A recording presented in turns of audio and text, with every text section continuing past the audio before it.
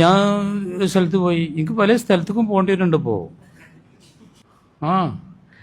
അപ്പോൾ കുട്ടികൾ എന്നോട് ചോദിക്കാണ്, പിന്നെ മാ താബലക്കും മിനൻ നിസായി മസനാവ സലാസവ റുബാ, പെണ്ണുങ്ങളെ 3 4 ഒക്കെ കെട്ടിക്കോളൂ, ഇതിന്റെ 5 കെട്ടാൻ പറ്റാത്തത്.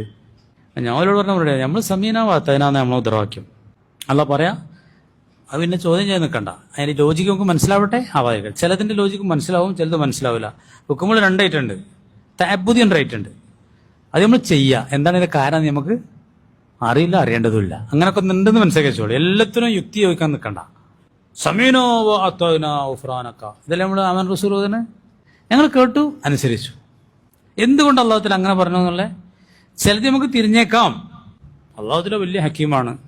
അള്ളാഹിന്റെ ഓരോ തീരുമാനങ്ങളും അത്രയും യുക്തിഭദ്രമായിരിക്കും. നമുക്ക് ബോധ്യപ്പെട്ടോളണം എന്നൊന്നും, നമുക്ക് ആ ഈമാനാണ് പ്രധാനം. പിന്നെ കുട്ടികളിനോട് ചോദിച്ചു, നിങ്ങൾക്ക് ഇങ്ങനെ ചിരിച്ചൊക്കെ പറയാൻ കഴിയുന്നതാണ്. അപ്പം ഞാൻ പറഞ്ഞു, ഞാൻ 10-26 കൊല്ലമായിട്ട് കാണുന്ന ആളുകളാണ് ഈ കരീമാജി, കുഞ്ഞാജി, ഇവരൊക്കെ. ഓലോടാണ് ഈ പറയണത്. അപ്പം അതങ്ങനെ വരുള്ളൂ എന്ന് മറുപടി പറഞ്ഞു ഞാൻ. പിന്നെ ഒരു കുട്ടീനോട് ചോദിച്ചു, എന്താ ഈ ചോദിക്കുമ്പോൾ തന്നെ മറുപടി ഒക്കെ കിട്ടണത്?